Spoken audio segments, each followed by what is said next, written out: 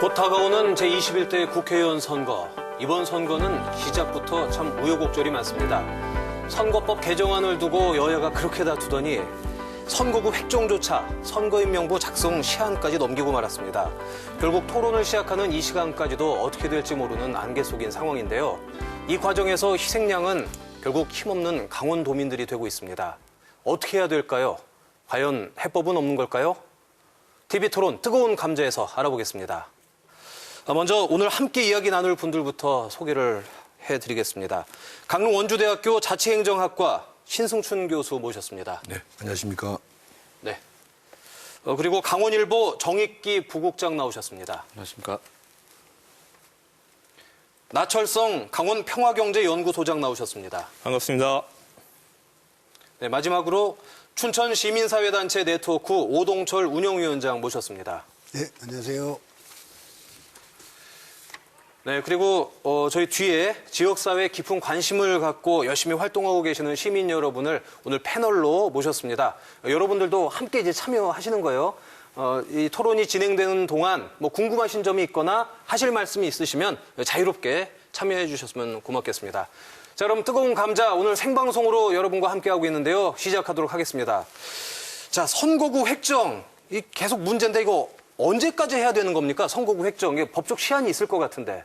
당연히 법적 시한이 있죠. 그 법적 시한은 선거가 시작되기 1년 전에 이제 그 선거구를 확정하도록 돼 있는데. 1년 전이요? 예, 그렇습니다. 네. 그러니까 이번 21대 총선 같은 경우는 2019년 4월 14일까지는 확정이 됐어야 되는 거죠. 이미 예. 1년이 지났잖아요. 네네. 근데 문제는 이 강제 조항이 아니라는 데 있어요. 이게 이제 법적으로 어떤 법이 있으면 처벌 조항도 있고 이게 강제 조항이 따르게 되는데 이 선거법의 이 선거구 획정 관련해서는 이 강제 조항이 아니라는 게 문제가 있는 거죠. 또 한 가지 문제는 이게 선거구 획정위원회라고 이제 독립된 기관이 있는데도 불구하고 이게 늦어지는 이유가 네. 국회 문제인 거예요. 이게 우리가 국회의원들에 대해서 늘 비판을 많이 합니다만 국회의원분들이 빨리 이걸 어떤 선거법을 통과시켜 줬으면 선거구 획정위가 일을 했겠죠. 네. 근데 선거법이 지난해 연말에 패스트트랙에 의해서 억지로 통과가 됐잖아요. 예. 그러다 보니까 이게 기간이 얼마 남지 않은 상태에서 선거구획정위원회가 일을 하기 시작했던 거죠. 그 처벌 조항이 없으면은 예. 안 지켜도 된다는 얘기인 거네요. 아까 말씀하신 것처럼. 안 지켜도 되는 건 아니죠. 법이니까 당연히 지켜야 되는데. 처벌 조항이 없다면서요. 그렇죠. 우리나라 국회의원들이 언제 뭐 법 제대로 지켰습니까? 이게 원래 안 지키는 게 늘상인 분들이니까. 네. 예. 그거는 뭐 우리가 감안하고 봐야 되겠죠. 그러니까 원래는 1년 이 국민들 전까지다. 시각에서 봤을 때는 네. 우리가 국회의원들의 이런 실망스러운 모습을 많이 봤잖아요. 그러니까 네네네. 그런 걸 좀 감안해서 우리가 봐야 될 것 같다는 생각이 듭니다. 네. 좀 이게 좀 뭐랄까 짠하다는고 할까요? 이런 네. 좀 감정이 있습니다. 예. 근데 선거구 획정 지금 한 40일 남은 거예요. 그렇죠? 그렇죠. 40일 40일 남았는데 이죠, 오늘까지. 요번 국회에서만 이랬습니까? 아니면 그 전에 그 전전 국회에서도 계속 반복돼 왔던 건지 좀 궁금한데요. 네, 뭐 이런 일이 그냥 계속 반복적으로 일어나고 있습니다만은 지난 20대 국회는 42일, 19대에서는 44일, 18대에서는 47일, 그리고 17대에서는 37일 전에 선거구 획정이 이루어져 가지고 예. 다분히 이제 국회가 그 책무를 다하지 못하고 직무유기를 한 이런 부분이 많습니다.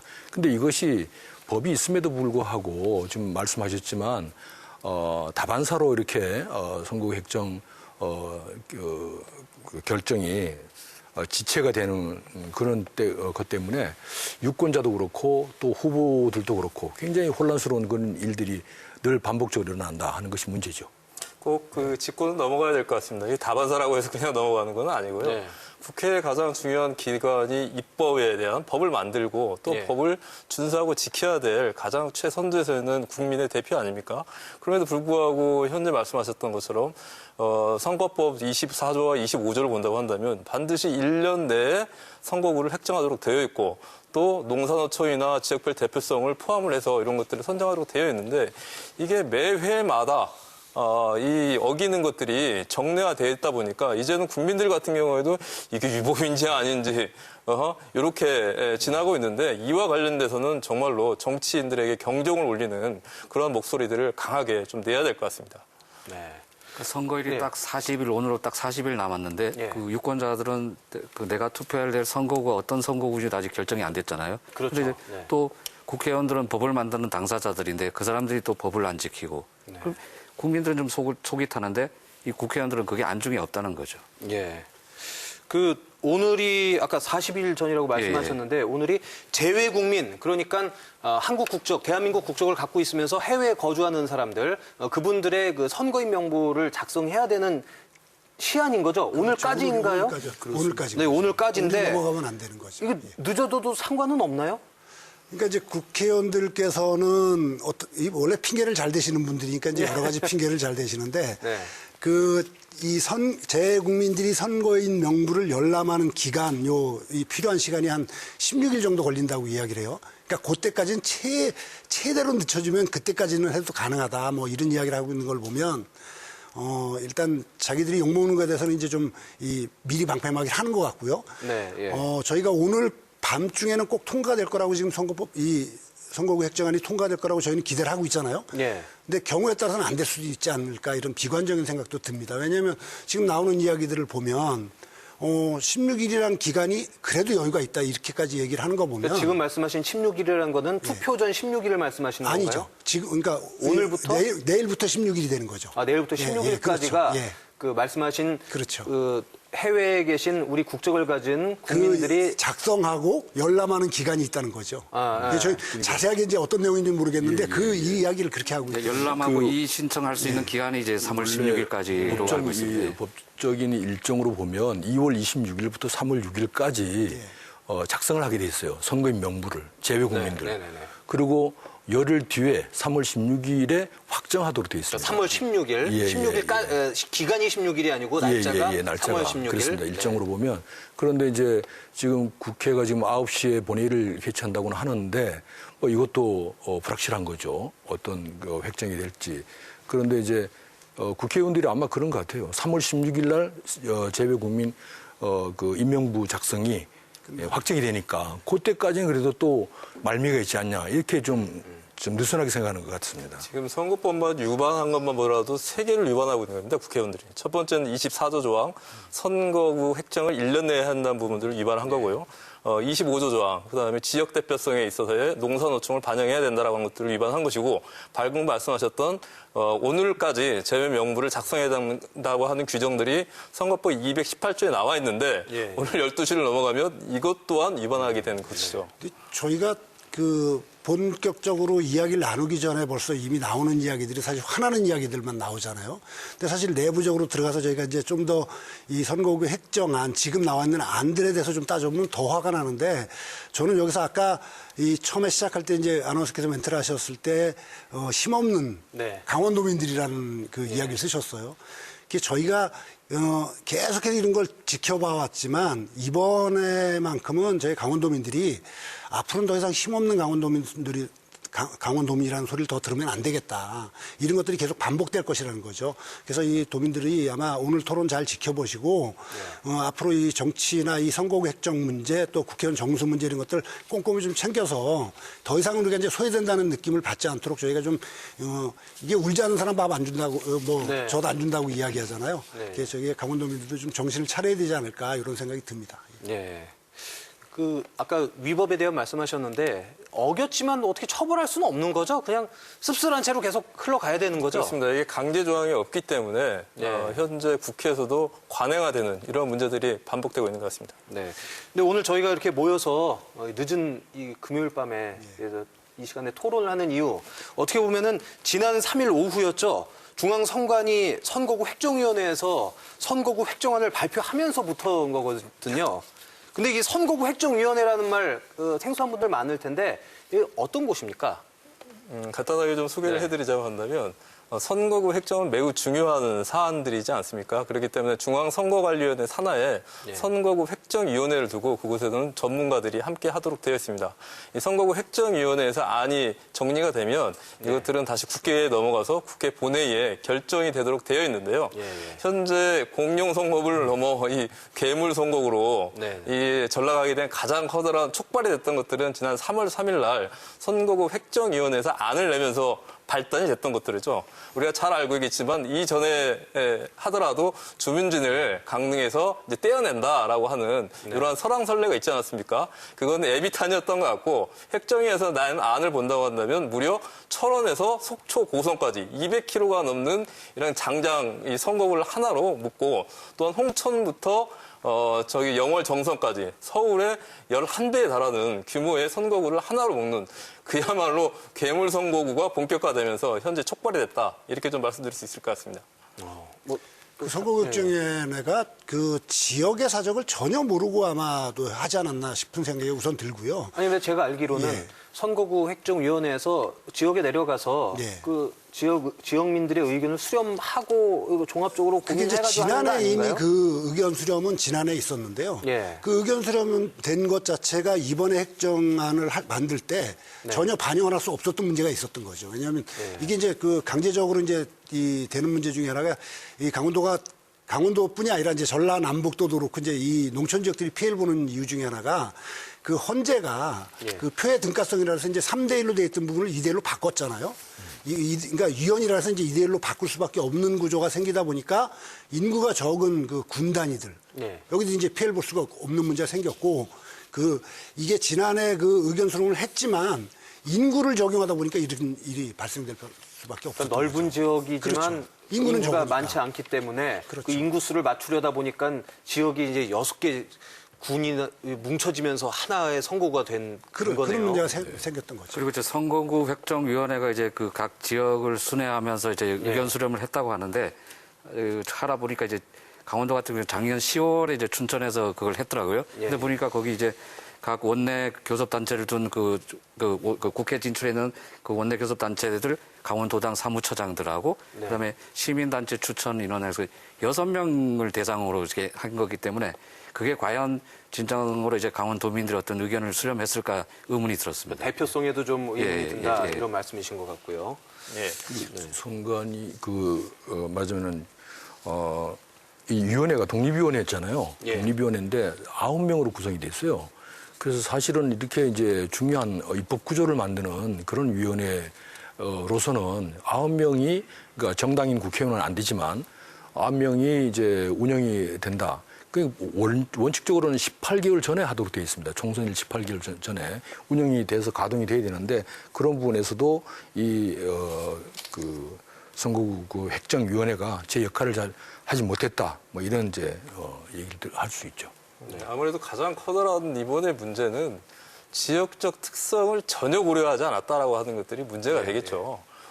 이 철원 같은 경우하고 속초 같은 경우에 같은 지역민들의 이해와 요구, 역사적 성격과 지형적인 특색들이 전혀 다르지 않습니까?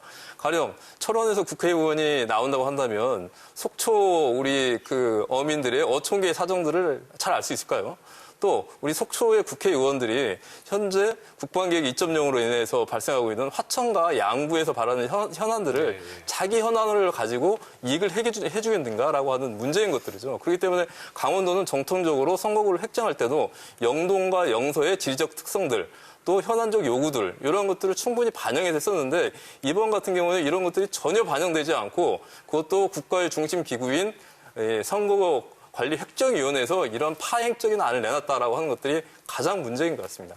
이게 결국은요, 이게 선거법상의 선거구 획정 이 기준에 보면 제일 첫 번째가 뭐냐면 지역을 나누지 않는다는 거거든요. 같은 지역을 나누지 않는다는 것. 이제 이게 분구의 개념하고는 좀 다른 겁니다만 이제 이 소규모 지역을 나누지 않는다는 게 첫 번째였고 두 번째는 그 같은 문화와 이제 같은 이 성향을 가진 지역을 나누지 않는다는 것, 또 이 다른 지역을 합치지 않는 것, 이게 첫 번째, 두 번째란 말이에요.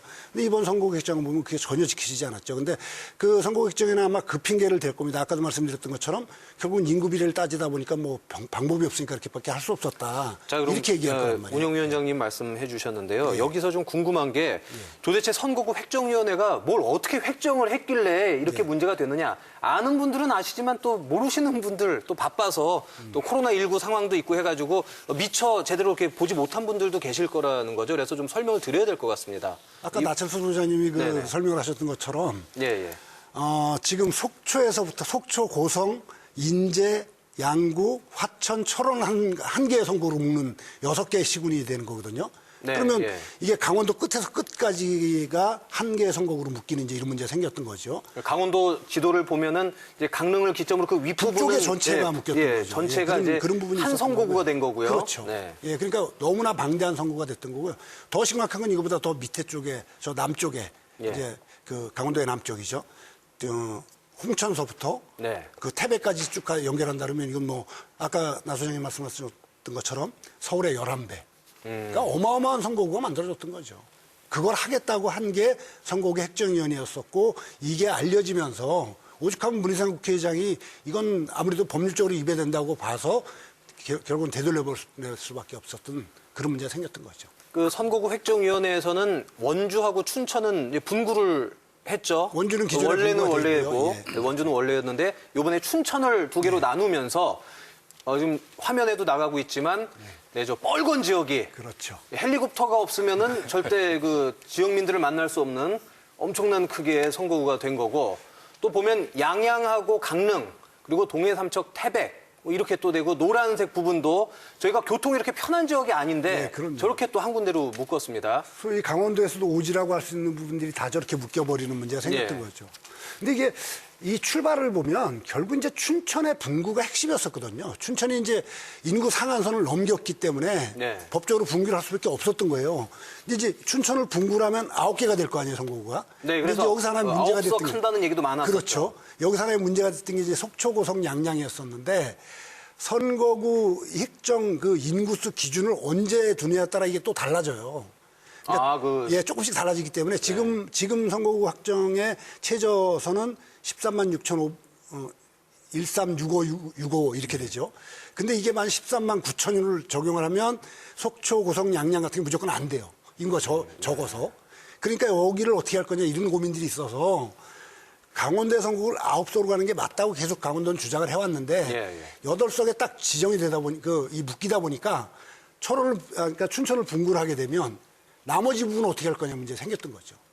이런 아주 복잡한 문제들이 막 발생하기 시작했던 거죠. 가장 근본적인 문제는 인구 기준으로 이제 선거구 그렇죠. 획정을 한다고 하는 것에 문제가 있습니다. 춘천을 분구를 안 하면은 큰일이 납니까? 법에 위반이 되는 거죠. 상한선을 넘기기 때문에. 아. 13만 6,565명에 곱하기 2하면 상한선이잖아요. 근데 춘천은 28만이 넘었기 때문에 여긴 반드시 분구를 해야만 되는 거죠. 그러니까 법적으로는 27만 3,129명입니다. 그렇죠. 상한선이. 예. 그러니까 이제 춘천은 28만이 넘었기 때문에 분구가 돼야 됩니다. 헌재가 이야기한 그 표의 등가성에서 2분의 1이라는 부분을 넘어가게 되는 문제가 생기는 거거든요. 지금 가장 중요한 것들은 강원도가 지난 20대 총선에서는 뭐냐고 한다면 전국 최초로 공정선거구라고 하는 단어가 나왔던 게 작년 20대 총선입니다. 왜 그러냐고 한다면 홍천, 횡선, 영월, 태백, 정선 이 5개 선거구를 묶어가지고 나오지 않았습니까? 근데 이제 이걸 넘어가지고 괴물 선거구가 나왔다고 그러는데요. 앞으로 21대 총선 가서는 그렇다고 한다면 이런 문제가 해결될 것이냐? 전혀 아닌 것들이죠. 왜냐고 하냐면 강원도 같은 경우에는 현재 지리적 특성과 그다음에 고령화, 인구 감소 문제로 해가지고 급격하게 인구가 줄지 않습니까? 현행 제로의 인구를 기준으로 해가지고 선거구를 줄인다고 한다면 바로 22대 총선에서는 강원도가 8석이 아니라 6석으로 줄어들 수도 있기 때문에 이번 기회를 통해 가지고 우리 도민들 같은 경우도 문제의식을 정확하게 인식을 하고 우리의 대표의 등가성들이 훼손되는 부분들이 있어서 이 국회의원들 같은 경우에는 차기 총선이 되자마자 이 문제를 어떻게 해결할 것인가 공약화하고 강제하는 부분이 없다고 한다면 다시 우리는 소잃고 계속적으로 외양가만 고치다가 언젠가는 형해화되고 마지 않겠는가라고 하는 우려들이 깊어지고 있는 것들이 문제의 핵심이지 않을까 싶습니다. 사실 저희가 소잃고 애양가를 고쳐본 적도 그동안 없었죠. 이제 고치려고 노력이라도 좀 해야 되는데 그 표의 등가성 때문에 계속 이제 나왔던 이야기 중에 하나가 이제 지역 대표성이라는 것들이 있고요. 이게 이 인구는 적고 넓은 지역은 어떤 지역에 관한 지역의 어떤 등가성을 줘야 된다 이런 이야기가 있었어요. 그러니까 원론적으로 가면 결국은 인구수 2대 1이라는 규정을 깨지 않으면 강원도는 계속해서 이 문제에서 헤어날 수가 없는 문제가 생기죠. 그러니까 이게 이제 저희가 논의하는 것들이 어느 정도 이 도민들한테 다가갈지 모르지만 인구 등가성 2대1이라는 규정을 깨고 나서도 이 강원도가 가진 어떤 특수성에서 충분히 대가를 받을 수 있는 아니면 우리 그 강원도의 대표성을 인정받을 수 있는 그런 선거법이 만들어지지 않는다면 이 문제는 해결이 안 될 거라고 볼 수밖에 없는 거죠. 오동철 운영위원장님 계속 말씀하셨던 2대1? 예. 그 정확하게 좀 개념을 설명해 주세요. 처음 듣는 분들은 굉장히 생소할 것 같은데 축구 경기도 아니고 왜 2대1이야? 뭐 선거는 누구나 이제 한 표씩 행사를 하잖아요. 네, 예. 근데 이게 국회의원은 한 명을 뽑는데 13만 6,565명이 뽑은 한 명과 네. 거기에 배면 27만 아까 네. 3천 몇 명이라 그랬죠. 예, 예. 거기서 뽑은 사람들이 똑같은 그러니까 표는 이 사람은 27만 표를 받고 네. 이 사람은 13만 표를 받은 거예요. 근데 네. 그러니까 이 많은 표를 받고도 당선된 사람과 적은 표를 받고 당선된 사람이 똑같은 기준이 국회의원이 되다 보니까 네. 이게 이제 지역의 어떤 특수성을 감안해서 2대1까지는 인정을 하지만 더 많으면 안 된다. 이 이야기를 하는 거죠.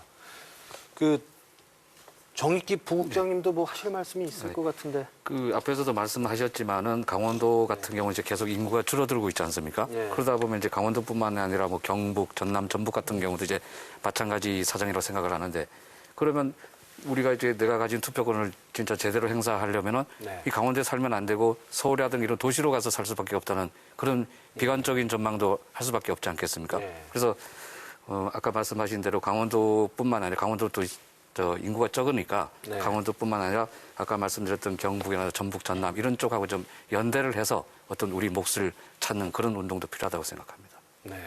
근데 계속 어쨌든 이번 선거구 획정이 정치권이나 또 선거구 획정위원회 선관위에 있는 거기에 문제다 이렇게 좀 말씀들을 하고 계시는데 저 잘 몰라서 그런지 그럼 과연 몇 대 몇으로 누가 더 잘못했다는 건가?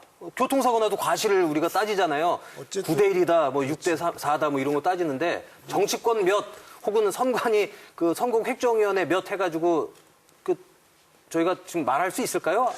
할 수 있을 것 같아요. 왜 그러냐면 이게 이제 선거구 획정이 늦어지는 부분에선 뭐 전적으로 국회의 책임이라고 저는 봅니다. 왜 그러냐면 선거법을 통과시키는 것 자체가 또 의원의 어떤 지역구의원의 확정을 하는 것 자체가 너무 늦었기 때문에. 네, 그래서 몇 대 몇으로 생각하시나요? 저는 뭐 90% 이상이 국회의 책임이다 이렇게 보고요.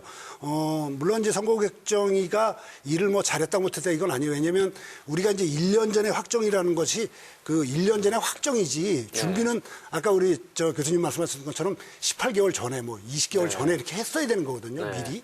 그러니까 선거구 획정위원회도 못한 부분들이 분명히 있죠. 그렇지만 어쨌든 이런 사태를 만들게 된 거는 국회 책임이 가장 크다고 저는 봅니다. 저는 그렇게 좀 언론을 위해서 넘어가서는 안 될 것 같고요. 물론 대한민국 국회의원들 여야 할 것이 다 문제가 많이 있습니다. 근데 여기서 피해가지 말아야 될 것들은 지역 국회의원이 저희가 8명이 있지 않았습니까? 네. 이 국회의원들이 도대체 선거구 획정을 위해서 무엇을 했는가 반드시 이번에 따져봐야 된다고 보고 있습니다. 작년 20대 총선 때 이 공영 선거구가 처음 나왔을 때 그때 이제 홍천 횡성이 묻게 되고 나머지 또 강원 남부가 지역구가 함께 5개가 묶여지지 않았습니까? 이때 했던 말이 뭐냐고 한다면 당시에 황영철 국회의원이 했던 말씀이 이러한 참담한 선거를 보면서 불출마를 내가 고민해야 되지 않겠는가라고 하는 생각을 했다라고 얘기를 했는데요. 현재 또 4년이 지나고 난 다음에 정말로 마지막까지 국회의원들이 단 한마디 이와 관련된 대책과 방안과 세미나와 어떤 것들도 하지 않았다는 부분들은 복귀해야 될 것 같습니다. 그리고 왜 말씀을 드리냐고 한다고 한다면 이번 같은 경우도 실제 국회의원들이 나섰던 것들도 어떻게 나섰냐고 한다면 그 강원 북부 같은 경우에는 속초와 그다음에 철원이 묶이다 보니까 자기 현역 국회의원들에 있어서의 당내 경합 대상자들이 생기고 또한 구도가 복잡하게 나니까 정말로 의원들을 끌고 서울의 정론관에 올라가서 입장을 발표했던 것들이지 지역 국회의원 역시도 뭐냐고 한다면 딱 이맘때만 그 목소리를 내고 다시 끝나고 나면 되돌입해야 되는 상상들이 많았기 때문에 이번 같은 경우는 시민사회가 됐던 언론이 됐던지 간에 이번 총선 공약 사안 중에서 이와 관련된 부분들을 어떻게 강제하고 본인들은 책임질 것인가라고 하는 책임 소재를 분명히 묻는 이런 캠페인과 운동들을 함께 벌여내는 것들이 필요하다고 보고 있습니다. 두 분들 말씀 안 하신 두 분도. 예. 이번 경우에도 사실은 이제 인구 상한선을 가지고 여야가 협의하는 가운데 공방전만 벌리고 예. 그러다 보니까 사실은 이제 시를 넘기고 이렇게 이제 총선까지 이제 가까이 와 있는데 그러다 보니까 이제 선관위가 도저히 안 되겠다. 이렇게 해서 이제 나선 거 아닙니까? 예. 그러니까 다분히 국회가 해야 될 몫을 안 한 거죠. 그래서 지금 이제 그 위원장님 말씀대로 저도 역시 국회가 거의 뭐 90% 책임이 있다 이렇게 이제 보여집니다. 그러다 보니까 이제 책임을 전가하는 그러니까 안에서도 여야 간에도 책임을 전가하고 또 국회는 또 송관위한테 또 미루고 뭐 이런 부분들이 생겼다라고. 뭐 폭탄 돌리기 같이. 예. 그 초반에는 마치 강원도가 이제 그 의원 그 수가 9석으로 늘어날 될 것처럼 이렇게 뭐 네. 장밋빛으로 띄우다가 지금 막상 이런 일이 터지고 나니까 다들 내 책임이 아니다는 네. 식으로 뒤로 빠지고 간단하게 정리한다면 이번 그 국회가 역대 뭐 제일 뭐 일을 못했다는 국회라고 평가를 하는데 마지막까지 국민들 속을 썩이는 것 같습니다. 네. 그 이번에 선거구 획정안이 나오고 나서 사실 가장 화나고 또 속상한 분들이 바로 우리 강원도민입니다. 과연 제 뒤에 있는 우리 시민 패널들께서는 이 문제 어떻게 생각하고 계신지 좀 말씀을 들어보도록 하죠. 혹시 말씀하실 분, 네. 네. 누구십니까? 저 강릉에 사는 박효원이라고 합니다. 네. 지금 여기 계신 분들, 패널분들 말씀을 들어보면 네. 아까 전에 말씀하셨듯이 과실을 따져보면 예. 국회가 90% 이상의 어떤 책임이 있다. 네. 근데 제가 이렇게 딱 얘기를 들어보면 사실 국회가 책임이 아니라 여기 앉아있는 시민들 자체가 책임이 있는 것 같아요. 왜냐면 선거구 법정주의라는 것 원칙 아래 그렇게 법을 만들어 놓고 근데 그 법을 가만히 지금 따져보면 어길 수 있게끔 어겨도 되는 것처럼 제도적 허술함이 있음에도 불구하고 그 선거 제도 하에 우리가 이미 다 알고 계신 부분을 매번 반복하는 거잖아요. 네. 근데 매번 알고 있으면서 반복한다는 것들은 사실 그건 국민들한테 문제가 있는 거죠. 그걸 계속 지켜봐 왔고 사실은 이맘때쯤 되면 그 해당 지역 선거구에 있는 국회의원들이 국회 가서 피켓 들고 얘기하면 그걸 또 언론에서 내보내고 그걸 또 보면 여기 있는 분들은 이게 뭐지? 하면서 막 화가 나고 이게 계속 반복돼 있다가 선거 끝나면 사라지고 네, 다시 그렇죠. 또 그때쯤 되면 또 그런데 그걸 좀 보완하려고 제가 알고 있는 바로는 중학교 때 나오잖아요. 전국구 의원이 비례대표가 아닙니까? 근데 비례대표에 대한 그 좀 보완 방법. 근데 뭐 지금 연동형 비례대표제에서 이런 부분에도 어떻게 보면 국민들이 그만큼 관심을 갖고 있는가. 또 시국이 지금 코로나 사태 때문에 이런 부분들이 있는데 사실 이런 방송 자체는 저는 대단히 중요하다고 생각을 합니다. 물론 전국이 코로나 때문에 어려움을 겪고 있지만 그러면 이런 것들을 그냥 일반 시민의 입장에서는 아니 그런 사람들을 뭐하러 뽑아가지고 이걸 계속 반복하는 건지 잘 모르겠고요. 예. 근데 또 이걸 법으로 좀 제도적 개선을 할 방법이 있나? 미국의 상하원 제도처럼 지역 인구수에 관계없이 무조건 상원은 2명이잖아요. 뭐 알래스카 사는 사람하고 뉴욕시에 사는 사람하고 인구수 엄청나게 차이 나는데 어쨌든 상원 의원은 2명이지 않습니까? 그걸 또 보강하기 위해서 하원 제도가 존재하는 거고요. 그럼 이런 것들을 좀 연구하거나 이런 좀 재택지를 좀 가닥을 잡아주셨으면 좋겠습니다. 네. 선생님께서 좋은 말씀 해주셨는데 국회도 정말 잘못했지만 그걸 방조하고 그렇게끔 반복되게 놔둔 우리 도민들 혹은 국민들도 문제가 있다. 네, 제도적인 좀 개선이 좀 있어야 되겠다라는 말씀을 해주셨고요. 또 이쪽에서 혹시 또 말씀, 선생님, 네, 저는 속초에서 온 윤준이라고 합니다. 네. 일단 패널분들이 국회에 대한 얘기도 많이 하셨고 예. 또 국민에 대한 얘기도 하셨기 때문에 저는 선거구 획정위에 대한 얘기를 좀 하고 싶은데요. 네. 아까 이제 토론하시는 걸 들어보니까 획정위에서 그냥 책상에서 구역을 획정한 건 아니고 네. 이제 직접 지역을 다니면서 그런 생활문화 이런 걸 고려해서 구역을 나눴다고 지금 얘기를 들었습니다. 네. 근데 저는 지금 속초에 사는 시민으로서 과연 이분들이 와서 누구를 만나고 가셨으며 또 오셔서 관광만 하다 간 게 아닌가 이런 생각이 들 정도로 너무 참담함을 금할 수 없는 지금 선거구 획정안이 나왔습니다. 저는 이렇게 된 배경에 네. 그 선거관리법에 의하면은 이제 지리적 그리고 인구, 교통, 생활문화 이거를 고려해서 선거구를 나누게 이렇게 돼 있다고 봤는데 인구를 제외한 나머지 부분들이 네. 너무나 주관적인 평가가 들어갈 수밖에 없고 네. 또 획정위에서 그런 주관적인 요소들로 판단을 하다 보니까 이런 황당한 선거구 획정안이 나오지 않았나 생각을 합니다. 네. 그래서 이런 일이 앞으로 또 4년 후에 되풀이 될 수 있다고 생각을 하는데 예. 이에 대한 어떤 방안이 있는지 좀 궁금합니다. 아, 여기 나와 계신 전문가 네 분께 네, 한번 여쭙고 싶습니다. 아, 네네. 들으셨죠? 예, 속초에서 오신 우리 시민 패널 분의 이 부분에 대해서 대답해 주실 분 계십니까? 당연히 여러 가지 이제 방안들이 논의가 돼야 되고 있다고 저는 봅니다. 왜 그러지? 아까도 잠깐 말씀드렸습니다만 이제 이 표의 등가성 문제 때문에 인구를 그러니까 1대2로 한 거를 가지고 네. 이걸 계속해서 고수한다면 결국은 달라지지 않을 거기 때문에 이걸 개선할 방법이 뭐냐. 한 두세 가지 좀 안이 있다고 보는데요. 첫 번째는 우리가 대선거구제, 중대선거구제를 한번 생각해 볼 필요가 있고요. 한 지역구를 크게 네. 묶어서 몇 명의 선거. 번역별로 나눠서 그렇죠. 몇 명씩 국회의원을 몇 뽑는, 명씩 뽑는. 네. 이거는 이제 다당제하고도 좀 맞아떨어지는 부분이 있거든요. 또 한 가지는 표의 등가성을 높이는 부분은 헌재에서 안 된다고 했기 때문에 불가능하니까 네. 지역 등가성을 좀 이 대입시키는 선거법을 만들어 보면 어떨까. 그러니까 구체적으로 말씀하시는 거예요. 그러니까 이 강원도나 전라남북도나 충청도처럼 이제 농촌 지역 같은 경우에 네. 이분들은 지역이 넓은데 인구는 적잖아요.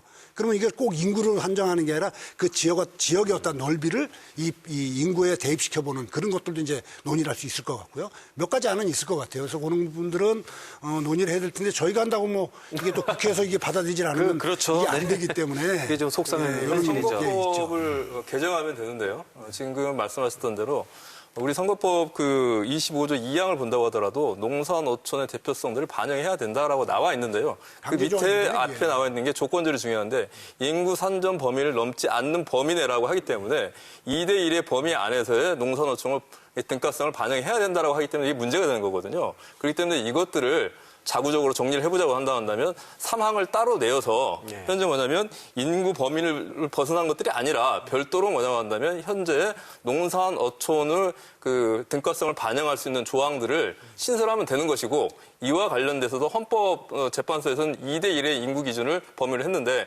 가령 다른 나라 같은 경우에는 행정구역당, 지자체당 3개의 범위를 넘어가지 않는다라고 하는 이런 규정을 놓은 것도 있거든요. 네, 예, 그렇기 때문에 우리처럼 이런 규정이 있다고 한다면 하나 대 뭐냐고 한다면 지금 6개 선거구가 1대6의 등가성을 가지고 있는 것이 아닙니까? 그렇기 때문에 이러한 부분들을 강제한다라고 한다고 한다면 법으로도 그렇고 조항으로도 그렇고 한다고 한다면은 상당히 상쇄될 수 있는 방안들이 있다. 이렇게 좀 말씀드리고 싶습니다. 저는 이 부분에서 그거 예. 하나를 좀 생각해 볼 필요가 있을 것 같아요. 지금 우리가 그 인구의 문제 갖고 지금 이야기를 하는데 헌재가 인구 때문에 이제 이 불가 판정을 내렸잖아요.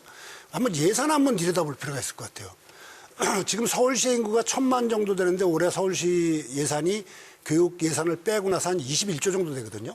그럼 1인당 나누면 210만 원이에요. 근데 강원도에서 보면 예를 들어서 가장 강원도에서 작은 데가 양구군이잖아요. 양구군이 인구가 22,500명 정도 되는데 올해 예산이 4천억이에요. 그러면 4천억을 22,500으로 나누면 얼마 정도 되면 1,700만 원 정도 돼요, 1인당. 네. 그러면 국민은 똑같은 국민인데 서울 시민은 1인당 210만 원의 예산을 쓰고 양구 국민은 1,700만 원을 쓰잖아요. 이거 왜 이거 인정해 주겠어요? 여기에 지역 특수성이 있는 거란 말이에요. 네.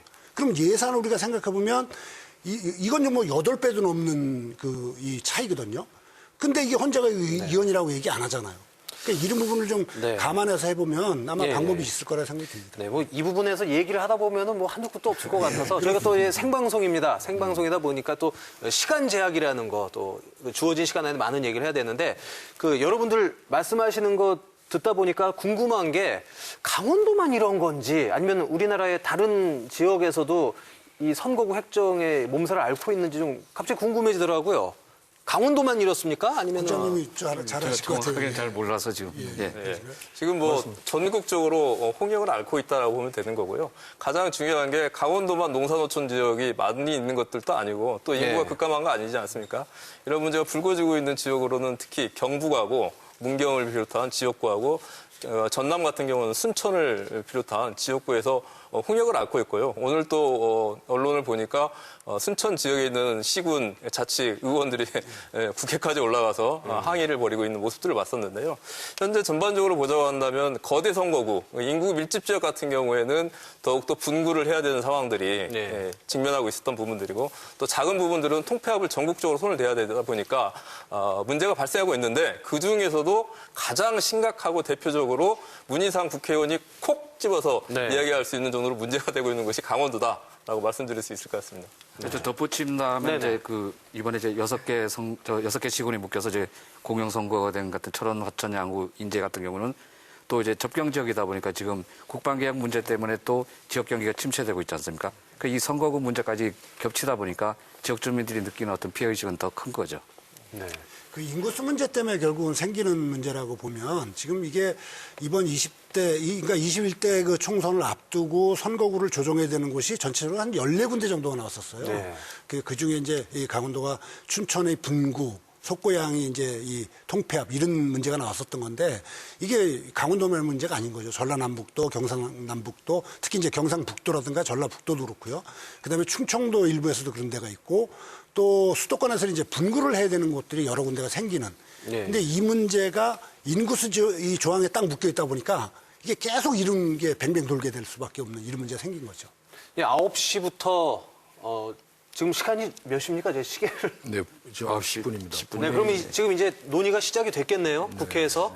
그러니까 강원도 선거구뿐 아니라 지금 말씀하신 분쟁이 일어나는 곳에 대한 부분도 계속 논의가 될 텐데 그럼 결국에는 6개 공령을 넘은 괴물 선거구라고 표현하셨는데 그 안은 그냥 폐기가 됐다고 봐도 될까요? 아니면은 또 혹시 모르는 걸까요?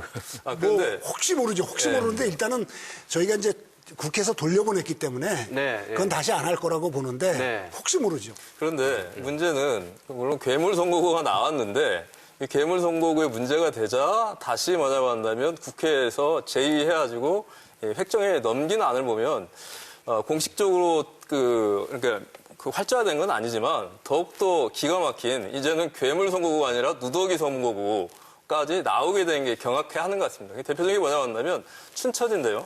춘천 같은 경우에는 실제 뭐냐고 한다면 이번에 논의와 상관없이 인구 상한이 넘기 때문에 독자적으로 분구가 가능하다라고 하는 걸로 알려져 있었습니다. 그런데 오늘 아침까지 최종까지 나오는 가장 유력한 설 중에 하나가 뭐냐면 춘천에 분구를 하되 5만 정도의 인구를 떼어다가 현재 철원, 양구, 화천에 붙이고 나머지 25만 명을 홍천에 붙이는 안과 아니면 별도로 가져가는 안을 현재 준비를 하고 있다라고 되어 있는데요.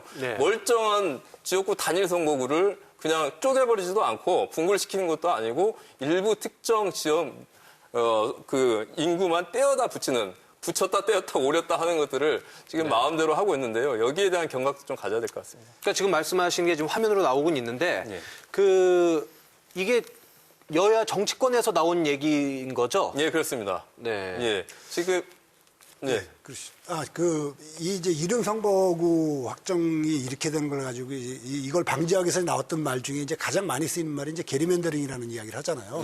그게 오늘 아침에 제가 기사를 보다 보니까 우리 춘천의 모 국회의원께서 걸레맨더링이라는 말을 쓰셨더라고요. 그러니까 이게 아까 누더기 선거구를 말씀하셨는데 이 춘천은 당연히 분구를 해야 되는데 한 군데를 띄워서 저쪽으로 붙인다. 이제 사실 이런 선거법이 이런 선거구 획정이 없는 거죠. 있어서도 안 되는 거고 있을 수가 없는 이런 안들이 나오는 것 자체가 참 비참한 거죠. 지금. 아니 근데 여야에서도 어쨌든 당사자이기 때문에 합의를 어느 정도는 했을 거 아니에요. 근데 가장 큰 문제는 제가 아까 꼭 드리고 싶었던 말씀 중에 하나였는데 이제 강원도 정치권의 정치력 부재라고 저는 이 문제를 생각합니다. 왜 그러냐면 강원도가 어쨌든 간에 8명의 지역구 국회의원이 있었고요. 그리고 1명의 비례대표 국회의원이 7명이 있다가 1명의 비례대표가 있었죠. 그 8명의 국회의원이 있었는데도 불구하고 내가 속한 지역구와의 관계가 없으면 목소리를 안 냈던 거거든요. 분명히 공동의 목소리를 내서 강원도가 9석을 가지고 올 수 있도록 이 노력을 하든가 아니면 최대한 8석을 지키더라도 8석만 가더라도 지금 같은 선거가 안 나오도록 했어야 되는데 불구하고 뭐 몇몇 해당되는 국회의원들 말고는 뭐 목소리를 안 냈잖아요. 당장 우리 강릉이 가까운 지역에 있는 국회의원께서도 이 문제가 터지니까 이제 이 말씀을 하시기 시작하셨던 거고요. 춘천에 계시는 국회의원들도 역시 마찬가지였던 거고, 원주 가불 같은 경우에는 두 분의 국회의원이 계시지만 이 선거 획정에서 그쪽은 전혀 관계 없거든요. 그러니까 목소리 안 낸단 말이에요. 결국 이게 정치력으로 나타나는 거죠. 그래서 강원도 정치력의 부재가 이런 사태를 만들지 않았나 이런 생각이 듭니다. 네, 그리고 지금 이제 안으로 나오는 이제 획정이 선거구 같은 경우에 강원도 이제 8개라고 한다면 8개를 곧 유지해야 된다라고 하면은 사실 춘천과 원주는 인구로 보면은 사실은 강원도의 40%입니다. 예. 나머지 16개 2개 빼고 16개 시군이 60%예요. 근데 면적은 또 춘천 원주가 11% 정도 되고 나머지가 한 약 90% 정도 됩니다. 이게 굉장히 균형이 안 맞는 거죠. 이제 이렇게 이제 뭐 누더기, 그다음에 게리맨더링 이런 부분들이 실제로 그 문제가 많이 되고 있는 거죠. 초기형적이죠, 완전. 네, 그렇다고 뭐 강제로 이주시킬 수는 없는 거니까 또 그렇죠. 분위기 예. 요즘 이 사회가 예, 지금 이제 지금 우리나라가 그동안에 이제 성장해 오면서 수도권 인구가 50%를 넘은 적이 없어요. 네. 근데 최근에 이제 작년 가을에 이제 50%를 넘었습니다. 그럼 앞으로는 개선이 될까? 어렵죠. 그렇다고 하면 이제 아까 이제 그 위원장님 말씀하신 것처럼 인구 기준, 인구 등가성에 대해서는 완화시켜야 될 필요가 있다. 지역 어떤 특성이라든가 이런 걸 반영해서. 근데 중대선거구로 하면은 또 그것 자체도 그 지역 안에서의 어떤 부익부 빈익비 현상이 또 발생할 수가 있어서 그것도 역시 또 좀 애로가 있지 않을까. 예, 그런 생각입니다. 뭐 중대 선거구 말씀도 아까 하셨고 했지만 이제 갑자기 궁금한 게 여야 합의안이 있습니까 없습니까? 저희 강원도 이 선거구 획정에 대해서. 그거는 그 합의문으로 형식으로 나온 것들은 두 가지 형태로 해가지고 나와 있는데요. 아까 예, 예. 말씀하셨던 춘천과 순천을 분할한다라고 하는 조항들이 가장 핵심 조항이었습니다. 그런데 이제 그 밖에서 흘러나오는 안들인데, 물론 밖에서 흘러나오는 안인데 아까 말씀하셨던 대로 이 안을 넘기면서 여야 간에 합의했던 것 중에 하나의 유력안이 춘천의 28만 중에서 한 4만에서 5만을 위쪽에다 떼어내고 춘천을 독립선거구로 나눈다라고 하는 이러한 것들이 이제 유력하게 되면서 더욱더 문제가 됐던 것들이죠. 근데 이 안 자체도 지금 강원도에서 나온 아니라 중앙정치권에서 나온 아니라는 게 문제인 거죠. 이게 강원도 정치인들이, 이게 국회의원들이 8분이 모여서 뭔가 이게 한 목소리를 내지 못했다는 그런 문제가 있는 거죠. 그러니까 이 국회에 공영선거구라는 안이 말도 안 되는 선거구안이 올라오다 보니까 문희상 회장께서 이건 뭐 법률적으로 뭐 위배가 될 가능성이 있다고 이야기를 하시니까 예, 예. 어쩔 수 없이 돌려보내면서 결국 뭔가를 만들어내야 될 텐데 만들어내는 안이 지금 나 소장님이 얘기하셨던 이런 안이라는 거죠. 그러니까 이게 기준은- 강원도 자체에서 논의가 된 안은 아니다. 이게 가장 문제죠. 이번 선거 획정에서 강원도 의원들의 가장 커다란 문제는 기준과 원칙을 정하지 않다 보니까 이거 사안 때마다 안을 낼 때마다 여기 있다 뜯어붙이고 저기 있다 오려붙이는 이런 기형적인 모습이 나왔는데요. 또 내일 아침에는 과연 어떠한 선거구 획정의 확정안을 우리 앞에 나올지 심히 참 의아하고 궁금하기도 한데요. 이러한 부분들을 바로잡지 않는다고 한다면 계속적으로 강원도 우리 도민들의 찬밥 신세를 이어가지 않을까 싶어서 참 걱정이 큽니다. 아까 그 시민 패널 분께서 말씀하신 부분이 상당히 중요한 의미가 있다고 저는 생각이 들어요. 왜냐하면 이게 이제 우리가 국회의원들이라든가 정치인들 탓만 하지 말고 국민들한테도 문제가 있다고 말씀하셨거든요. 사실 국민들한테 문제를 물을 수는 없죠. 이게 국민들이 정해진 법에 따라서 하는 건데 문제를 물을 수는 없지만 이 이야기는 결국 우리가 선거를 제대로 좀 잘해야 된다. 국회의원을 제대로 뽑아야만 이 사람들이 자기 목소리를 제대로 낼 수 있고 지역을 대변할 수 있다. 이런 말씀으로 이해가 되거든요. 그래서 이 강원도 정치권이 정치력 부재라는 이야기를 더 듣지 않으려면 이제 뭐 어쨌든 간에 선거가 내리면 어떻게든지 결정이 될 거 아니에요. 네네. 되고 나면 이번 선거 때는 진짜 이 도민들이 좀 제대로 선거 좀 잘해야 될 것 같다는 이런 생각이 듭니다. 그러니까 아까 말씀하신 춘천 분구간인 일부 분할이 유력하다라고 그렇죠. 분할이라는 거죠. 네, 그러니까 그 안이 유력하다라고 받아들여도 되는 건지. 지금까지는 그런 것 같아요. 네. 그런데 9석이면 사실 아무 문제 될 게 없는데 그렇죠. 갑자기 8석이 확정인 것처럼 이렇게 됐거든요. 9석으로 늘 수가 없나요? 그럼 또 다른 곳에서 문제가 생기나요? 강원도 9석을 하려면 이제 문제가 되는 부분이 이게 253대 47이라는 그 국회의원 숫자가 300명이잖아요. 예, 예. 그 253개 지역구가 딱 정해져 있는데 네. 이거 강원도를 9개를 늘려버리면 이제 다른 지역에 이제 문제가 생길 거 아니에요. 다른 데서 또 공명선거가 나올 수 있겠네요. 그런 문제가 생기는 거죠. 네. 그래서 이게 어려운 거죠. 네. 지금 우리 시민분들 잘 들으셨죠? 또 하실 말씀들이 많을 것 같은데, 네. 네. 예. 강내에 살고 있는 김명회라고 합니다. 네. 저기 앞에 계신 패널분들 말씀에 절대 공감을 하고요. 더더욱 가장 근간에 한 며칠 사이에 진짜 마음이 찢어지는 것 같습니다.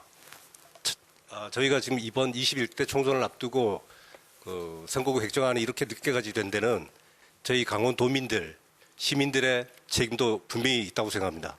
왜냐하면 지난 20대 총선 때도 5개 시군이 합쳐지는 예. 그걸 저희가 강원도민들이 용납을 했기 때문에 이번처럼 공영선거구가 또 다시 아무 쉽게 말하면 민의의 수렴도 없이 네. 쉽게 말하면 뜯었다 붙였다 각 선거구별로 눈치도 안 보고 그냥 예. 멋대로 이렇게 된 거죠. 그러니까 네. 자꾸 찢었다가 붙였다가 찢었다가 붙였다가 그래서 저희 강원도민들의 마음은 찢어지고 있습니다 지금. 네. 예. 이상입니다. 굉장히 마음이 아프신 것 같고 또 예. 안녕하세요. 강릉에서 살고 있는 서정무라고 합니다. 예. 저는 이번 선거구 획정위에 대해서 일단 실망을 했고요. 네. 두 번째 우리 강원도를 대표하는 8분의 국회의원들한테 좀 섭섭함을 많이 느꼈습니다. 조금이라도 신경을 더 썼으면 강원도를 대표하는 국회의원분들이 지금처럼 이렇게 강원도민을 비탄에 빠뜨리지 않았을까 하는 생각이 듭니다. 그런데 예전에도 그랬었고, 근데 앞으로도 크게 변할 것 같다는 생각은 들지는 않습니다. 네. 그러니까 우리 패널께서도 말씀하셨듯이 강원도를 전체를 보기보다는 본인의 지역구를 먼저 챙기고 예. 이렇게 하다 보니까 특별히 뭐 변화는 없을 거라 생각하고요. 이번 기회에 이 선거구 개편에 대한 생각을 했으면 좋겠습니다. 네, 알겠습니다.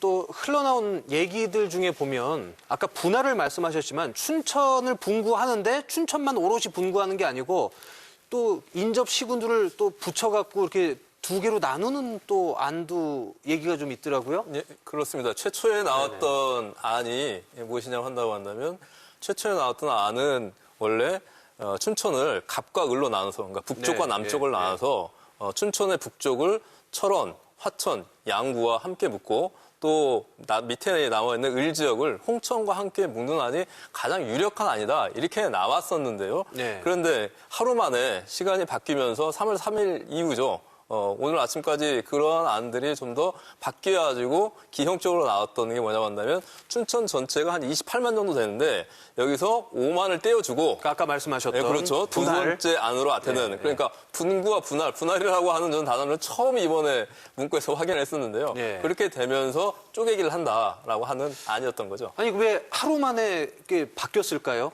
인접군을 모아가지고 갑과 을로 나누는 거. 뭐 문제가 있나요? 그 복잡한 속내 같은 경우에는 저희가 정확하게 말씀드리지 않지만 유추되는 부분들은 그렇게 되면은 여야 간에 분명히 유리한 정당과 불리한 정당이 발생하게 되는데요. 유리한 정당이 자신의 입맛에 맞게끔 강제했던 측면들이 발생한 것 같습니다. 그 가장 선거구를 이제 적게 건드리는 방법 중에 하나가 이게 원래 최초의 안이라면 강원도 전체를 이게 손을 대야 되는 부분이었었잖아요. 이 강원도 북쪽부터 남쪽까지를 전체 선거구 이 안에 들어있는 원주와 강릉만 빼고는 다 선거구를 흔들어야 되는 문제가 있었는데 지금 말씀하신 그 안을 하게 되면 이제 춘천 인근과 이쪽 그 속고양 여기만 이제 손을 대면 해결이 되는 문제가 있었던 거죠. 그러니까 나름대로 머리를 쓴 거예요. 어떻게 보면 이 속고양의 인구가 하한선에 들어가니까 인재를 속고양에다 붙이고 그렇게 되면 철원, 하천, 양구, 인제 이쪽 홍천 이렇게 남게 되는데 이게 이제 또 모자르게 되잖아요. 그러니까 이게 여기를 춘천 일부를 꿔준다. 저는 꺼준다는 표현이 맞을 것 같아요. 춘천 일부를 춘천의 인구 일부를 이쪽에다 꺼줘서 이쪽 선거구를 만들고 춘천을 그렇게 되면 춘천이 이제 사실상 분군 아니지만 분할이 된 거잖아요. 어쨌든 그렇게 되면 춘천에 국회의원이 2명이 나올 가능성이 높아지죠. 그런데 사실은. 그것도 실제로 단견이었던 거죠. 만약에 그렇게 되고 춘천이 24만으로 단일구가 된다고 한다면 현재 구도에서는 다시 이게 도미노처럼 움직이게 돼서 홍천과 행성과 영월과 평천과 정선을 묶어야 되는 안이 또 나오게 되는 거고 이 역시 공영 선거가 되는 거죠. 또 뭐냐고 한다면 태백은 동해 삼척과 붙어야 되는 연동에서 나오기 때문에 현재 선거 구간이라고 하는 것들이 손대면 손대면일수록 더욱더 복잡하게 나오는 사안들이 있는 것들이 좀 짚어져야 될 부분들이죠. 이게 2월 하순께 그 국회 이제 여야 간사 행정안전위의 그 여자 간사가 선관위에 질의를 했습니다. 그 법에도 나와 있듯이 그걸 가지고 이제 유권 해석을 해달라라고 이제 했는데 뭐냐 하면 인구 기준이 미달될 때는 인근 자치단체에 읍면동을 띄어서 이렇게 붙일 수가 있느냐. 그런데 선관위가 유권 해석을 내리기를 그거는 지금 현재 선거법상 곤란하다. 또 선례도 없다라고 하는 이유를 들어서 불가함을 통보를 했습니다. 그런데 이게 지금 와가지고는 아이러니하게도 오히려 스스로 그걸 번복을 해버리는 거죠. 국회가 그 이번 선거에 관해서만 예외 조항을 두겠다, 예외를 하겠다 이제 이렇게 얘기를 해서 돌려보낸 거로 저희는 알고 있습니다. 그렇기 때문에 문제가 뭐냐면 이번이 끝나고 나서 그러니까 뭐냐면 춘천 분할안은 예외적으로 한시적으로 선거법을 바꿔가지고 21대 총선에 한해서만 하는 거고 22대에 대해서는 이게 예외 조항이기 때문에 다시 전면적으로 재논의해야 되는 그런 상황에 직면한 것이죠. 그 한때 그 주문진 읍을 떼서 그 속초 고성 양양이 모자라니까 그쪽에 붙인다는 안이 나왔다가 이제 그 문제가 되니까 이제 쑥 돌아갔는데 요번에 이제 그 다시 이제 저쪽 6개 시군이 하나로 묶이는 게 이제 반발이 심하니까 이제 아까 춘천 갑하고 을을 나눠서 홍천을 붙이고 그다음에 저 철원 하천 양을 붙이고 그다음에 인제 같은 경우는 이제 속초 고성 양양하고 이제 그 설악권이라는 어떤 동질성이 있기 때문에 이제 거기를 붙이는 그런 안이 됐었는데 그 안에 대해서는 그 주변에서 이렇게 좀 호감을 가진 분들이 많더라고요. 어쨌든 구석을 확보를 하지 않으면 다 연동이 되어 있기 때문에 어쨌든 이게 맞아 무더기 같이 이렇게 될 소지가 많죠. 네. 자, 저희가 생방송으로 지금 뜨거운 감자 진행하고 있는데요. 자, 이쪽에 계신 시민분들 또 하실 말씀이나 궁금한 점 있으시면은 좀 말씀. 네. 네, 근본 그 선거군 아닌 곳 중에 성함. 네. 예. 가장 동쪽에 살고 있는 속초에서 온 저 수산업에 일하고 종사하고 있는 김필수라고 합니다. 예. 그 아까 이제 뭐 패널분들이 많은 좋은 말씀 해주셨는데 저는 이제 가장 궁금했던 부분이 그 이걸 나누는 기준이 그 뭐 어떤 그런 이제 국회 말고 이런 그 단체라고 이제 들었어요.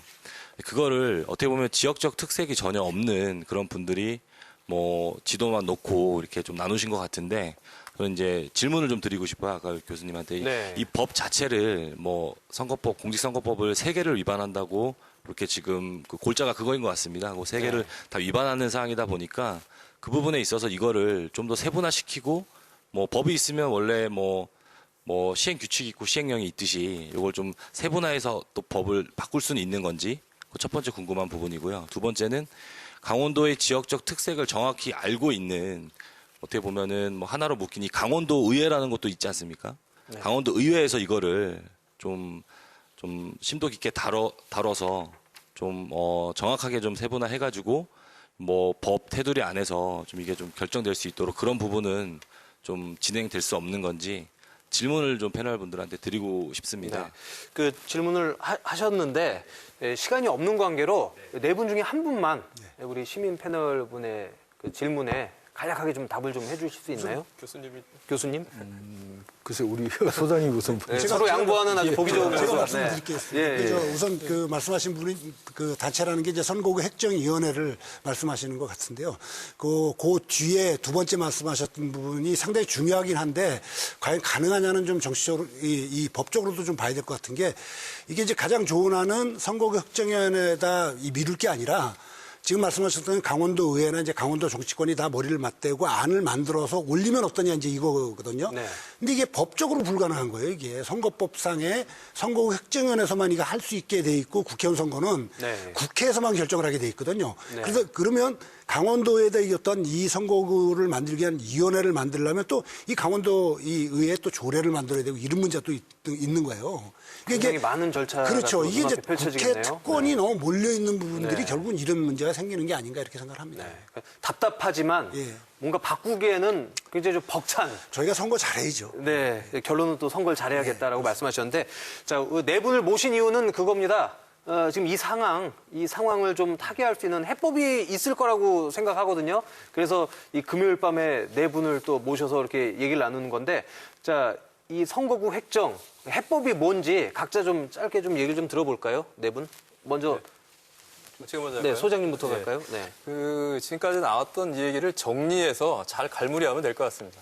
첫 번째는 우리가 법 개정 운동을 광범위하게 벌여야 된다. 언제 벌려야 되냐? 제가 볼 때는 총선이 끝나고 딱 2년 사이에 벌이지 못한다면 이건 또 물 건너간다. 특히 뭐냐면 이건 선거제도 개편하고 연관되어 있는 부분들이기 때문에 함께 해야 된다라고 하는 부분들이고, 두 번째 신경 써야 될 부분들은 이건 강원도만의 문제가 아니라 전국적 사안입니다. 시대가 저출산 고령화 시대에 인구 감소라고 하는 것들은 필연이고, 네. 그런다고 한다면 행정구역에 227개의 지자체가 있는데 이 속에서의 3분의 2 이상이 되는 우리와 같은 지역구를 어떻게 대변할 것인가. 그건 대변할 수 있다고 봅니다. 저는. 그게 바로 연대라고 보고 있거든요. 그렇기 때문에 강원도 도의원뿐만 아니라 이 전남북이랄지 경상북도랄지 충청북도랄지 이 지역에 있는 도의원뿐만 아니라 국회의원들이 함께 성안을 하고 안을 만들고 이와 관련돼서 분명히 이슈 파이팅을 한다고 한다면 저는 가능한 부분이 있다라고 보기 때문에 이와 관련된 것들을 초기에 강제해낼 수 있도록 시민사회도 함께 노력하고 우리 시민들도 눈 부릅뜨게 보면서 관철할 수 있는 그러한 노력과 운동들을 벌이는 게 무엇보다 필요하지 않을까 이렇게 좀 보여집니다. 네. 교수님. 소장님께서 이제 여러 가지 디테일하게 말씀해 주셨는데 어쨌든 이제 선거를 치러야 되지 않습니까? 네. 그러면은 이번에 그 후보들이 이런 부분에 대해서 좀 구체적인 어떤 디테일한 어떤 공약을 통해서 정말로 우리가 정치권에서 가장 뜨거운 감자일 수 있는 이 선거구 획정 문제를 이번에 그 유권자들이 충분히 이해하거나 또는 이제 지원할 수 있는 이런 부분들을 통해서 선거를 이번 기회에 좀 잘 치룰 수 있는 이런 부분들이 되지 않을까. 그래서 평가하고 판단하고 그랬으면 좋겠다 하는 생각이 듭니다. 선거를 우리 유권자들이 좀 잘 치러야 되겠다. 예, 물론 이제 네. 공약화, 그 매니페스토 운동 같은 것도 네. 통해서 정치인들이 빌 공약을 많이 하지만 이참에는 빌 공약이 아닌 그야말로 이제 실천할 수 있는 어떤 이런 의지를 네. 우리가 유권자들이 좀 판단할 수 있도록 하는 그런 공약 제시가 필요하겠다 이런 생각을 합니다. 네. 자, 지금 현재 시각이 9시 30분입니다. 뜨거운 감자 생방송으로 함께하고 계신데요. 정익기 부국장님, 해법 뭐가 있을까요? 저는 이제 두 가지를 좀 말씀드리고 싶은데요. 아까 그 나 소장님 말씀하신 대로 이제 우리하고 사정이 비슷한 그 다른 타시도하고 연대를 이제 아까도 저도 말씀드렸습니다. 그걸 중요하다 생각하고 그 전에 어떤 우리 그 시민들이 어떤 그런 거에 대한 어떤 문제 의식을 좀 더 공유를 하고 좀 개선 방안을 좀 활발하게 좀 논의를 할 수 있게 오늘 이런 토론 자리라든가 시민 단체끼리라도 어떤 그런 토론 자리가 많이 만들어졌으면 좋겠고요. 그리고 또 아까 교수님 말씀하신 것처럼 그 춘천 원주 인구가 이제 강원도 전체의 40%를 차지하고 그렇다 보니까 결국 강원도 내에서 또 서울하고 지금 현재 지방 그런 문제가 또 재생산되는 그런 구조가 되는데 그런 측면에서 봤을 때 춘천하고 원주 같은 경우 이제 수도권하고 가깝다 보니까 이제 거의 수도권화 되다 보니까 그런 문제가 있는 것 같은데 조금 틀린 이야기지만 어떤 이런 기회로 해서 이제 그 우리가 말하는 균형 발전 그런 것도 좀 생각을 했으면 좋겠습니다. 네. 예, 결국은 또 오로지 이제 국민들의 목이라는 생각이 듭니다. 우리 국민들은 어려울 때마다 이 정치권이 잘못한 부분, 심지어는 이 집권자들이 잘못한 부분까지 나서서 이제 지켜내고 왔던 게 우리 국민들인데 결국은 국민들의 목이 된 것 같습니다. 그런데 어쨌든 간에 이 선거법을 개정할 수 있는 운동은 굉장히 필요하다는 생각이 듭니다. 그리고 이게 전체적으로 보면 200개가 넘는 250개 가까이 되는 이 자치단체들 중에 이 농촌 지역만 해도 150개가 넘는 이 농촌 지역들이 있거든요. 군들. 이 군들이 같이 연계해서 조금 전에 정 국장님 말씀하신 지역균형 발전 측면에서 분명히 이거는 이 효과가 있을 거라고 생각이 들어요. 왜냐하면 이 수도권의 인구가 밀집하고 도시의 인구가 밀집하는 부분들은 그만한 혜택이 있기 때문이란 말이에요. 근데 이게 국회의원들까지 이게 넓은 지역에 인구는 적고 넓은 지역에 국회의원들까지 이렇게 제 역할을 못하게끔 이런 제도가 된다면 여기에 사람이 안 살겠죠. 그러니까 앞으로 이 지역에 사람이 살게 하기 위해서라도 어떤 군단위 지역, 이 농촌 지역들이 뭔가 이 지역의 어떤 대가를 받을 수 있는, 그것이 이제 지역 등가성이라고 볼 수 있는 부분일 텐데, 그런 부분들이 받을 수 있는 선거법 개정이 갈 수 있도록 아마 선거법 개정 운동을 저희가 적극적으로 좀 해야 되지 않을까 이런 생각이 들고요. 이런 부분들은, 비단 정치권뿐이 아니라 이 국민들도 저희 같은 단체들에서도 아마 적극적으로 제안을 해야 될 것 같다는 생각이 듭니다. 네. 그러니까 네 분 말씀을 종합해보면 유권자들이 선거를 잘 치러야 된다. 물론 소 잃고 외양간 고치는 거지만 이번에는 반드시 외양간 한번 지어봐야 되겠다라는 부분인 거고 또 비슷한 처지에 있는 지역들끼리 연대를 해야 되겠다. 네. 굉장히 중요한 부분이. 이게 이제 방송이나 언론에서 역할이 있겠지만 지금 이제 이런 자리도 시민이나 주민이나 유권자들 입장에서 상당히 이게 복잡하고 어려워요. 말씀에 선거구 획정하는 이런 부분들이. 그래서 이런 분들이 지속적으로 여러 차례에 걸쳐서 유권자들이 어떤 이해를 할 수 있도록 이렇게 이제 해야 될 것 같고, 저도 사실은 뭐 이렇게 이제 한다고 하니까 조금 이제 이렇게 관심을 더 갖고 들여다보게 되지만 일반적으로 생업에 종사하시는 분들은 선거구 획정에 대해서 전혀 관심이 없을 수도 있습니다. 시간적인 그런 부분에서도. 그러니까 이런 것들을 차제에 우리 유권자들이 학습하는 이런 어떤 기회로 삼아서 좀 더 맞으면 똑똑한 유권자가 됐으면 하는 그런 생각입니다. 제가 여기서 한 가지만 더 여쭤볼게요. 영동 지역이잖아요. 저희가 지금 주로 방송 나가는 곳도 영동 지역이고 강릉 양양이 묶이는 안이 선거구 획정위원회에서 나오지 않았었습니까? 강릉과 양양이 묶이면은 무슨 문제가 발생하나요? 정 부장님이 잘 아시는 부분이신 것 같은데요?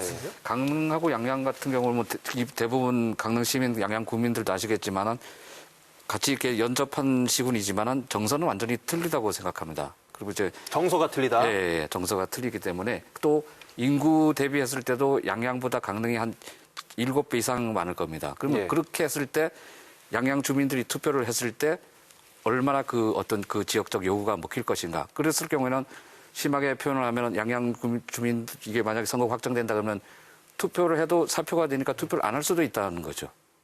그런 문제도 있고 이번에 이제 이게 나오니까 이제 강릉 시민들 같은 경우는 춘천하고 원주하고 옛날에 이제 강원도의 세 개 큰 도시였는데 점점 이제 춘천 원주는 크다 보니까 분구가 되는데 강릉은 분구는커녕 오히려 인접시군하고 같이 붙는 신세가 되니까 자괴감이 느껴진다 이런 이야기도 나오고 그렇죠.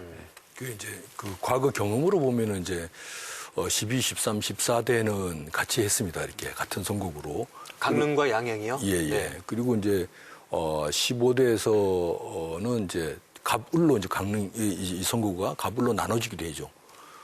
그리고 16대부터 이제 강릉시 단독 선거구가 이제 되어 있지만 어쨌든 이제 또 직접적으로는 지금 이제 이게 이제 분할입니까? 이렇게 또 이쪽으로 이렇게 이제 붙여지고 하면은 직접적으로는 아마 후보자들에 의한 유불리가 또 이렇게 생길 수도 있을 것 같습니다. 뭐 예를 들어서 이제 진보나 보수에 따라서 이제 양양이 붙고 안 붙고에 또 차이가 또 있을 수도 있고 뭐 그런 것도 생길 수 있어요. 가장 큰 문제가 될 수 있는 부분은 정 부장님 말씀하신 분이 가장 현실적인 문제일 것 같아요. 왜 그러냐면 인구가 적은 곳에서는 아무리 선거를 해도 우리 지역에 국회의원을 낼 수 없다는 그런 이게 절박함이 생기는 거죠. 그리고 그것이 이제 해결될 기미가 보이질 않는다는 게 이제 문제인 거죠. 거의 20만에 육박하는 강릉시와 2만 200개 안 되는 양양이 붙어놓으면 양양에서 후보가 못 나오는 문제가 생기는 이런 것들이 핵심입니다. 더 말씀 듣고 싶은데 생방송이다 보니까 좀 여기서 좀 아쉽지만 정리를 좀 해야 될 것 같습니다. 선거구 획정 어떻게 결과가 날지 아직 안개 속이지만 어떻게 결과가 나든 모두가 만족할 수는 없을 겁니다. 말씀들 하셨어요. 4월 15일에 다시 한번 투표를 잘하자. 그리고 이런 일이 재발되지 않도록 시민들도 함께 관심을 갖고 또 국회의원들 감시하면서 이런 일이 다시는 발생하지 않도록 우리가 좀 열심히 하자. 뭐 이런 정도로 정리를 하는 게 맞겠죠? 21대 국회의원들이 어떤 분들이 뽑힐지 모르겠지만 당의 이익보다는 지역구 또 나아가서는 대한민국 국민들의 이익과 또 민심을 잘 반영해주는 그런 마음을 좀 갖고 계신 분들이 좀 됐으면 좋겠습니다. 자, 늦은 시간까지 뜨거운 감자 시청해주신 여러분 감사합니다. 다음에 뵙겠습니다.